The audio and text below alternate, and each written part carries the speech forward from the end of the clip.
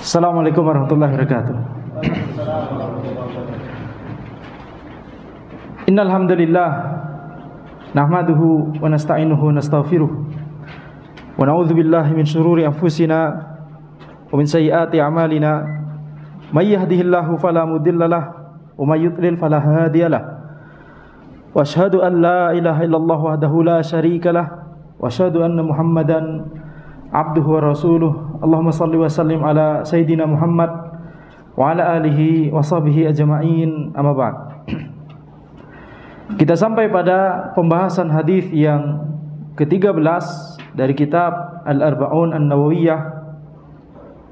42 hadis yang dikompilasi oleh Al-Imam An-Nawawi, kemudian ditambah 8 hadis dari Ibnu Rajab rahimahumullahu taala. Hadis yang ke-13, an Abi Hamzah Anas bin Malik radhiyallahu anhu khadimi Rasulillah sallallahu alaihi wasallam anin Nabi sallallahu alaihi wasallam qala. Dari Abu Hamzah Anas bin Malik radhiyallahu anhu, pelayan Rasulullah sallallahu alaihi wasallam, dari Nabi Muhammad sallallahu alaihi wasallam, bahwa beliau bersabda, la yu'minu ahadukum hatta yuhibba li akhihi ma yuhibbu li nafsi. Tidaklah salah seorang dari kalian itu beriman sampai dia mencintai untuk saudaranya apa yang dia cintai untuk dirinya sendiri. Hadis ini adalah hadis yang ringkas, akan tetapi di dalamnya banyak sekali faedah ilmu. Hadis ini dibuka dengan kalimat la yu'minu ahadukum. Ini banyak sekali di dalam hadis-hadis Nabi Muhammad SAW. La yu'minu ahadukum, tidaklah salah seorang dari kalian itu beriman sampai, la yu'minu ahadukum, penafian iman ini maka bisa bermakna menafikan bahwa orang tersebut tidak memiliki iman sama sekali, yakni menafikan iman seluruhnya. Atau bisa juga dikatakan menafikan aslul iman, pokok iman. Atau kemungkinan yang lain adalah dia tidak menafikan aslul iman, akan tapi dia menafikan al-imanul wajib. Karena iman itu bertingkat-tingkat.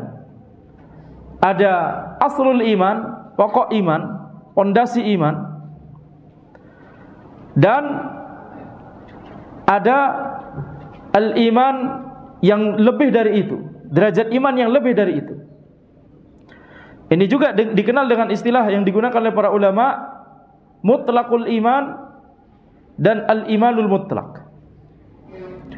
Mutlaqul iman itu adalah kadar terkecil yang itu bisa disebut sebagai iman, yakni pondasi iman, pokok iman, iman minimum, gitu gampangnya. Ketika seseorang memiliki keimanan yang minimum tersebut, dia adalah muslim, dia masuk Islam, dia berada di dalam Islam. Kalau dia tidak memiliki aslul iman tersebut, tidak memiliki mutlaqul iman tersebut, maka dia keluar dari lingkaran Islam, dia berarti kafir. Ya, berarti dia di dalam daerah kekufuran. Jadi aslul iman, pondasi iman atau pokok iman atau mutlaqul iman, ini adalah iman yang paling minimum, iman yang paling rendah derajatnya, yang harus dimiliki oleh seorang, yakni setiap mukmin, setiap muslim memiliki aslul iman. Setiap muslim memiliki aslul iman. Kemudian kalau dia melakukan amalan-amalan ibadah, baik itu amalan ibadah dengan hatinya, seperti dia memiliki akidah yang lurus, seperti dia meniatkan dengan hatinya. Niat bisa jadi merupakan amalan ibadah, walaupun niat saja. Ketika dia melakukan amalan-amalan hati, seperti cinta kepada Allah, tawakal kepada Allah, takut kepada Allah, ini amalan yang dilakukan oleh hati, tidak terlihat oleh orang lain. Atau dia melakukan amalan ibadah dengan lisan, seperti dengan mengucapkan salam, kemudian membaca Al-Quran, berzikir, mengucapkan perkataan yang baik, Maka ini amalan ibadah yang dilakukan oleh lisan. Atau dia melakukan amalan ibadah dengan anggota tubuh, seperti misalkan sholat, seperti misalkan zakat, seperti misalkan sedekah. Yaitu amalan anggota tubuh terkait dengan harta. Ya, anggota tubuh yang terkait dengan harta, misalkan contoh yang lain haji, misalkan umroh, harus safar ke sana. Kecuali kalau antum rumahnya di Makkah. Masya Allah, betul tidak? Nah, jadi ketika seseorang kemudian melakukan amalan-amalan ibadah ini, imannya bertambah. Al-imanu yazidu bit-ta'ah wa yanqus bil ma'asi. Iman itu bertambah dengan ketaatan dan berkurang dengan kemaksiatan. Nah, ketika imannya bertambah, maka tadi yang iman paling minimum apa namanya tadi? Aslul iman atau mutlakul iman. Ketika dia imannya bertambah, maka nanti ketika imannya bertambah, nanti ada yang namanya al-imanul mutlak. Al-iman al-mutlak, yaitu iman yang baik, iman yang sempurna, begitu ya. Nah, ini tingkatan al-imanul mutlak ini. Jadi jangan terbalik, mutlakul iman sama al-imanul mutlak. Mutlakul iman itu iman terkecil yang bisa disebut dimutlakkan, bisa disebut dimutlakkan itu maksudnya disebut, yang bisa disebut sebagai iman, yakni iman terkecil. Sedangkan al-imanul mutlak adalah al-iman al-kamil, al-iman yang sempurna. Nah, iman yang sempurna ini terbagi menjadi dua tingkatan, al-imanul wajib dan al-imanul mustahab. Iman yang wajib dan iman yang mustahab. Iman yang wajib itu dimiliki seseorang ketika dia melakukan apa yang Allah wajibkan, ketika dia menghindari apa yang Allah haramkan, dan ketika dia tergelincir kepada dosa, karena pasti yang namanya manusia pasti berdosa. Kullu bani Adam khata' wa khairul khata'ina tawwabun. Setiap anak Adam itu banyak melakukan kesalahan. Dan setiap yang sering melakukan kesalahan, yang banyak melakukan kesalahan, sebaik-baik dari mereka itu adalah yang banyak bertaubat. Maka ketika orang tersebut berdosa, ketika dia berdosa langsung bertaubat kepada Allah, nah ini berarti dia memiliki iman dengan derajat al-imanul wajib. Jadi al-imanul wajib ini iman ideal yang minimal dimiliki oleh seorang muslim, seorang mukmin, iman ideal yang paling minimum. Karena ada yang lebih daripada itu, yaitu al-imanul mustahab, yaitu ketika seseorang mengerjakan apa yang Allah wajibkan, meninggalkan apa yang Allah haramkan, mengerjakan yang sunnah, meninggalkan yang makruh, dan meninggalkan sebagian perkara mubah yang itu bisa menjatuhkan muru'ah, dan itu bisa merupakan yakni perbuatan yang sia-sia, yang telah kita bahas di pertemuan sebelumnya tentang ya melakukan perbuatan yang sia-sia ini tidak boleh, walaupun hukum asalnya mubah. Maka ketika orang tersebut melakukan yang wajib, yang sunnah, meninggalkan yang haram, yang makruh, dan juga meninggalkan sebagian perkara mubah yang sia-sia dan tidak bermanfaat, atau bahkan bisa menjatuhkan muru'ah, kemudian ketika dia berdosa, dia langsung bertaubat kepada Allah, ini berarti orang tersebut memiliki derajat iman di derajat al-imanul mustahab.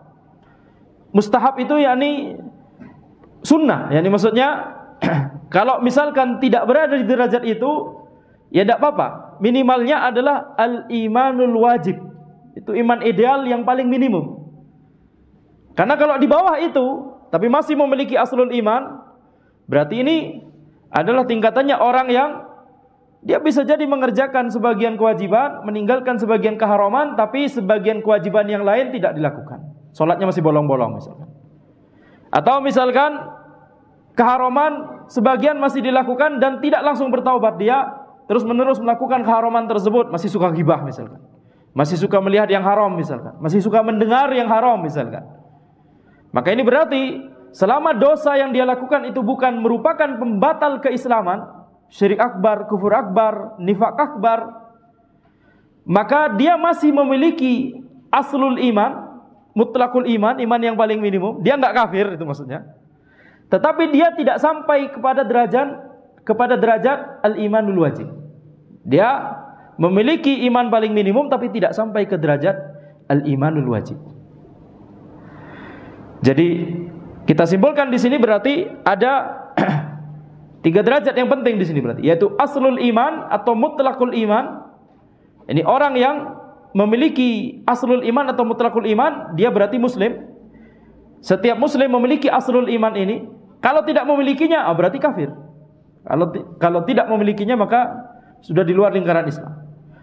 Nah, ketika orang tersebut, misalkan orang kafir baru masuk Islam, ketika dia mengucapkan kalimat syahadat, asyhadu an la ilaha illallah wa asyhadu anna Muhammadan Rasulullah, dia memiliki aslul iman tersebut. Dia berada dalam Islam. Seiring dia belajar Al-Fatihah, dia belajar cara sholat, dia belajar zakat dan seterusnya, maka imannya bertambah dengan ketaatan. Tapi kalau dia melakukan kemaksiatan, imannya berkurang, begitu ya. Selama dia tidak melakukan pembatal keislaman, maka imannya tidak batal. Kalau dia melakukan pembatal keislaman, imannya batal, ya, rusak imannya, nggak sah, yakni kufur. Melakukan pembatal keislaman, syirik akbar, kufur akbar, dan nifak akbar, ini bisa membatalkan keimanan seseorang, berbahaya. Nah, jadi ketika dia masuk Islam, sudah memiliki aslul iman, mutlaqul iman, dia menambah ketaatan, baik ketaatan dengan hatinya tadi yang kita sebutkan, ya, amalan hati, cinta kepada Allah, takwa, yakni tawakal kepada Allah, kemudian takut kepada Allah. Kemudian dia mengucapkan amalan dengan lisan, dia melakukan amalan dengan anggota tubuh, maka imannya bertambah. Ketika dia mencapai derajat di mana dia berusaha melakukan apa yang Allah wajibkan kepadanya, dia meninggalkan apa yang Allah haramkan, dan kalau tergelincir kepada sebagian keharaman, dia langsung bertaubat, maka ini berarti dia berada di tingkatan derajat apa? Al-imanul wajib, iman yang wajib.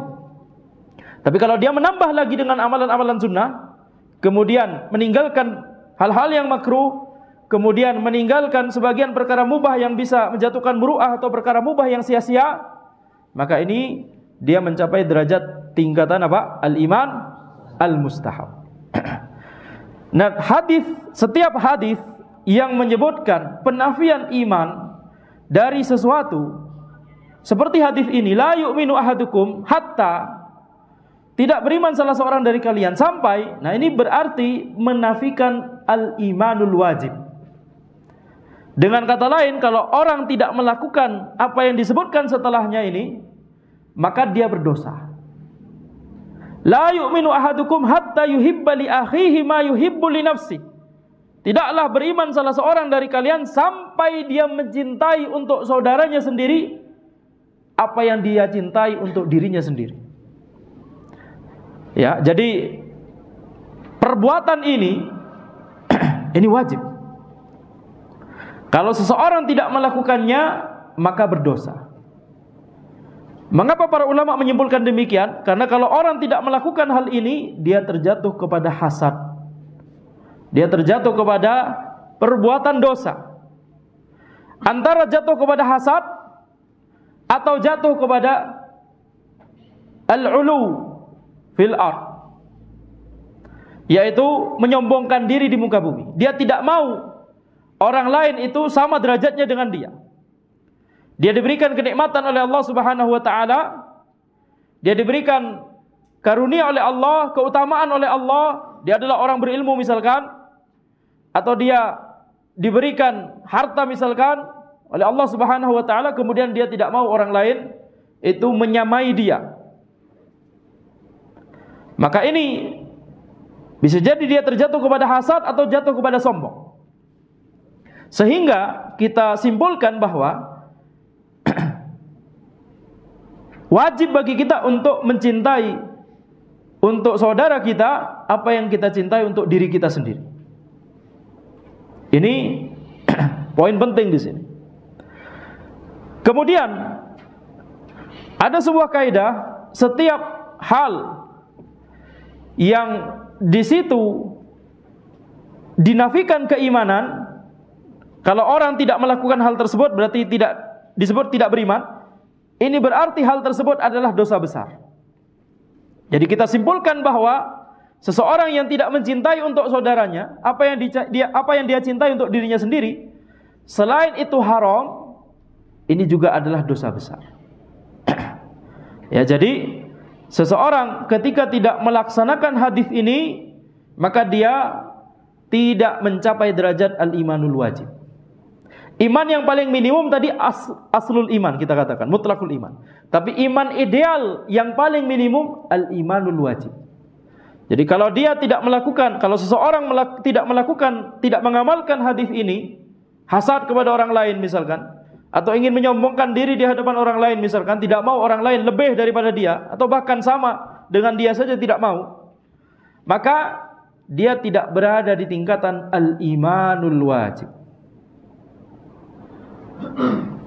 Dan ini termasuk al-jaza' min jinsil amal, balasan sesuai dengan amalannya. Dia menginginkan untuk meninggikan dirinya di hadapan orang lain, Allah hukum dia dengan bahkan al-imanul wajib, dia tidak mencapai derajat tersebut. Iman ideal yang paling minimum, bahkan dia tidak berada pada tingkatan tersebut. Maka kita simpulkan berarti apa? Berarti yakni mencintai untuk saudara kita seperti apa yang kita cintai untuk diri kita sendiri, ini adalah sebuah kewajiban. Tidak melakukannya maka terjatuh kepada keharaman, bahkan dosa besar. Sekarang faedah berikutnya adalah apa yang dimaksud dengan mencintai untuk saudara kita, apa yang kita cintai untuk diri kita sendiri.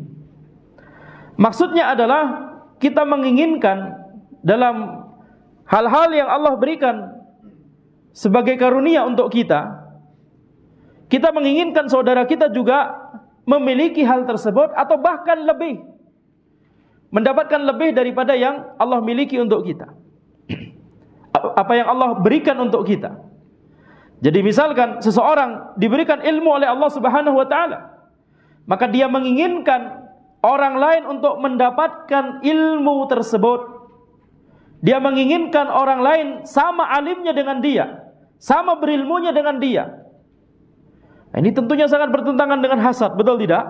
Sangat bertentangan dengan al-ulu fil ard, menyombongkan diri di muka bumi.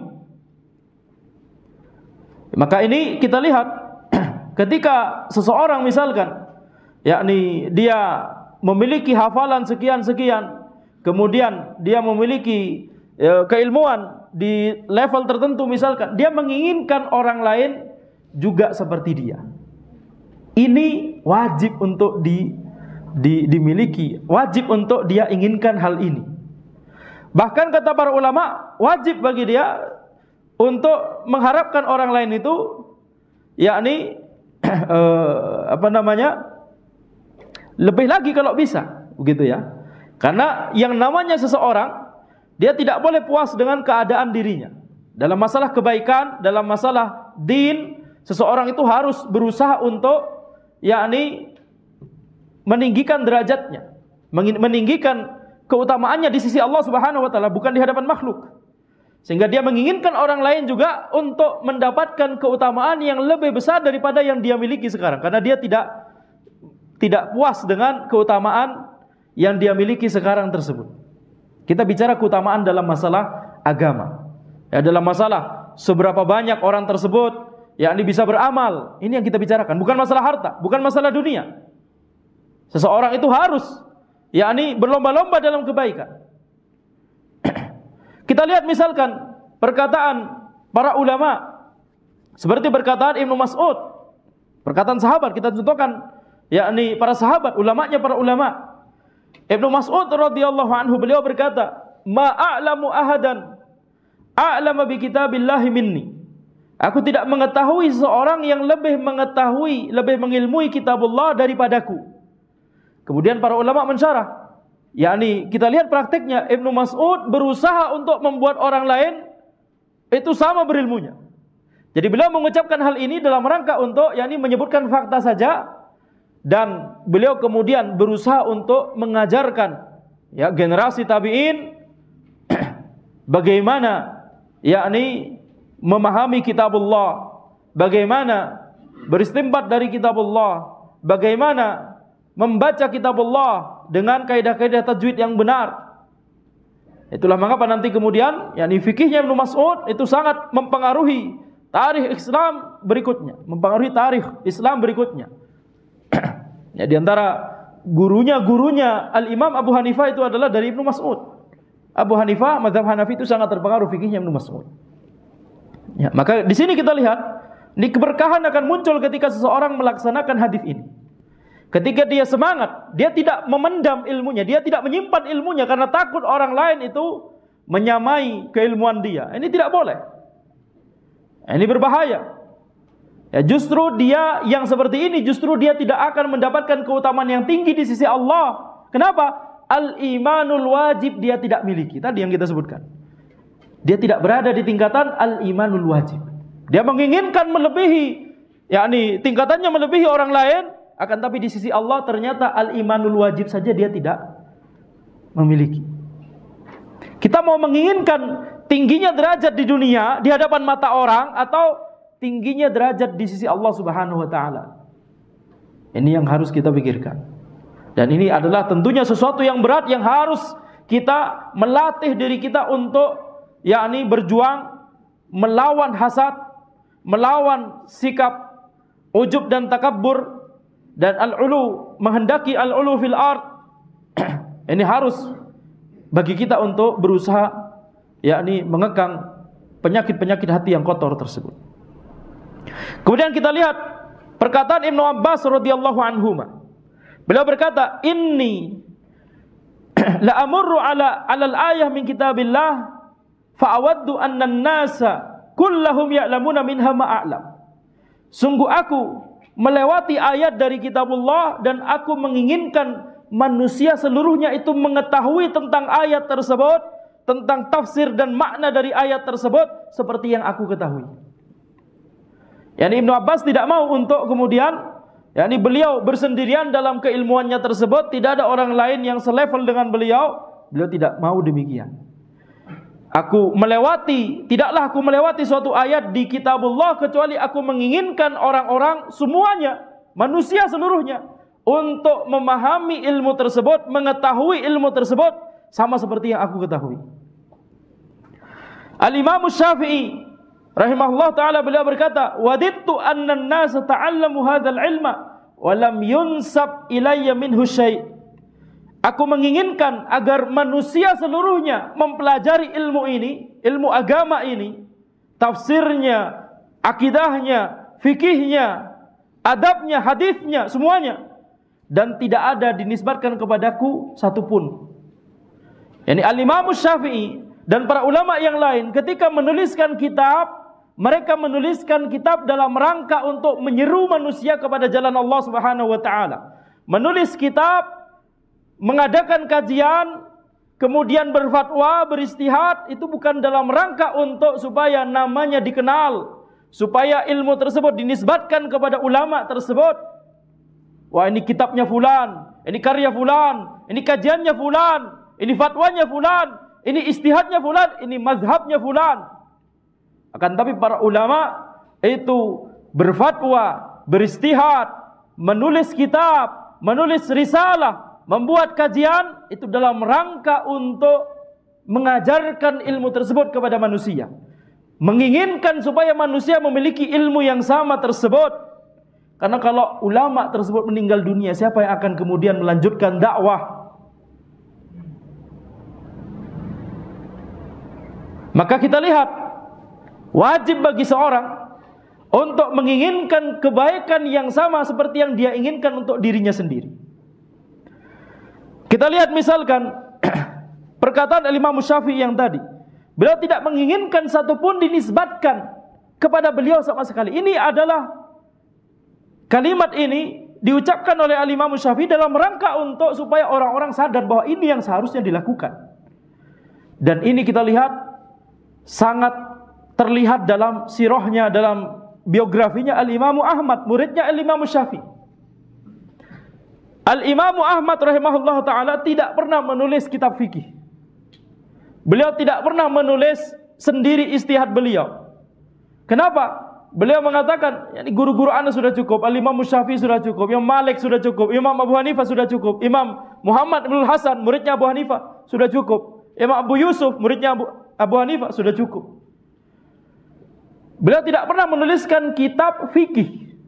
Beliau tidak pernah menuliskan hasil ijtihad beliau, padahal beliau mujtahid mutlak. Beliau menuliskan kitab hadis, karena yang dituliskan dalam kitab hadis apa? Perkataan siapa? Sabda Nabi Muhammad SAW. Beliau menuliskan akidah, karena dalam bidang ilmu akidah kita tidak menuliskan ijtihad kita sendiri, kita menuliskan akidah yang didapat dari para sahabat, didapat dari para tabi'in. Imam Ahmad di generasi tabi'in. Dalam ilmu akidah kita tidak beristihad sendiri, betul tidak? Betul tidak? Kalau ada pionir dalam masalah akidah, dia mengucapkan perkataan yang tidak pernah diucapkan oleh orang-orang sebelumnya, ini bid'ah ini. Berbahaya. Tapi kalau dalam masalah fikih, karena ada banyak masalah kontemporer, maka bisa jadi, yakni banyak perkataan yang tidak pernah diucapkan sebelumnya. Tetapi usulnya, pondasinya harus kita mengambil dari para ulama generasi terdahulu. Baik. Imam Ahmad menuliskan kitab hadis, kitab akidah, ya, dan kitab-kitab yang lain, tapi tidak pernah kitab fikih. Tapi kita lihat bagaimana kemudian ijtihad fikih beliau dicatat oleh murid-murid beliau, kemudian dibukukan, kemudian sampai menjadi mazhab sendiri. Salah satu dari mazhab yang 4. Ini dari orang yang tidak pernah mau menuliskan kitab fikih. Coba bayangkan. Yakni bukan dalam rangka untuk dinisbatkan kepada dirinya. Lam yunsab ilayya min husay, yakni seperti perkataan gurunya Imam Syafi'i rahimahullah, yaitu beliau tidak menginginkan untuk dinisbatkan kepada dirinya ilmu itu. Menginginkan ilmu tersebut tersebar kepada kaum muslimin. Kita menyeru kepada Allah, bukan menyeru kepada diri kita sendiri. Ini namanya ya bukan metode dakwah yang hak, bukan dakwah yang benar. Kalau menyeru kepada diri kita sendiri, kita menyeru kepada Allah, sehingga ketika kita menginginkan dakwah kita itu berhasil, kita juga menginginkan dakwah orang lain juga berhasil. Ketika kita menginginkan kita itu hafal Al-Quran, kita juga menginginkan orang lain juga hafal Al-Quran. Ketika kita menginginkan paham ayat dan hadis, kita juga menginginkan orang lain untuk paham ayat dan hadis tersebut. Maka ini kalau hadis ini diamalkan, ini adalah sebuah keberkahan bagi orang tersebut dan kepada orang lain. Tapi sebaliknya, kalau hadis ini tidak diamalkan, maka kita lihat apa yang terjadi. Lawannya apa? Lawannya adalah dia tidak mau orang lain itu satu level dengan dia. Bahkan sebaliknya, bisa jadi dia menginginkan kenikmatan yang dimiliki oleh orang lain itu hilang. Ini yang namanya hasad yang telah kita sebutkan tadi. Ya, maka ini penting untuk diperhatikan, yaitu bagaimana seseorang wajib untuk memperhatikan kondisi hatinya. Ini adalah amalan hati yang kemudian nanti akan tampak dalam amalan lisannya dan amalan anggota tubuhnya. Mahabbah, di sini hadis ini, la yu'minu ahadukum hatta yuhibba li akhihi ma yuhibbu li nafsi. Tidaklah beriman salah seorang dari kalian sampai dia mencintai. Mahabbah. Yang namanya mahabbah itu adalah amalan hati. Akan tapi kemudian nanti akan muncul dalam amalan lisan dan akan muncul dalam amalan anggota tubuhnya. Jadi perhatikan, hadis ini sangat erat kaitannya dengan masalah hati, sangat erat kaitannya dengan masalah keikhlasan, sangat erat kaitannya dengan hadis yang pertama, innamal a'malu binniyat. Baik. Dan sekarang kita masih ada waktu, tuh sudah azan. Sedikit lagi ya. Baik. Sekarang kita memperhatikan di hadis ini, ya ini faedah yang berapa? Kita tidak menghitung faedah dari tadi ya. Akan tapi ya ini ada satu faedah, yaitu ketika seseorang yakni dia mencintai untuk orang lain seperti apa yang dia cintai untuk dirinya sendiri. Berarti gimana maksudnya? Berarti kalau kita punya uang 100.000, kita kasih kepada orang lain gitu misalnya, sehingga kita nggak punya uang sama sekali, nggak punya harta sama sekali. Bukan demikian yang dimaksud. Yang dimaksud di sini adalah keutamaan-keutamaan, karunia yang Allah berikan, ya seperti misalkan ilmu, seperti misalkan yakni pemahaman, seperti misalkan ketakwaan, seperti misalkan ya nikmat dunia juga tidak masalah, harta sebenarnya juga tidak masalah. Akan tetapi tidak boleh tentunya dia itu yakni mengarahkan kepada melakukan perkara yang kemudian itu menjadi kemadharatan bagi dirinya sendiri. Ustadz, ana menginginkan kawan ana ini memiliki seperti yang ana inginkan untuk diri ana, yakni ana berikan seluruh harta ana untuk dia. Ya, makanya ini kemudian jadi madharat kepada dirinya atau kepada keluarganya, ini tidak boleh. Tapi kalau dia misalkan dia menginginkan, dia punya bisnis, dia menginginkan saudaranya yang lain itu juga sama-sama berkembang, maka kolaborasi bisa. Ya, kolaborasi atau saling berbagi ilmu atau apa. Muslim yang ideal itu tidak pelit terhadap ilmu, tidak pelit terhadap yakni hal-hal yang bisa kita membuat kita jadi maju bersama. Ini namanya yakni Muslim yang benar begitu ya, Muslim yang sebenarnya, yang memiliki tingkatan al-imanul wajib, iman ideal yang paling minimum.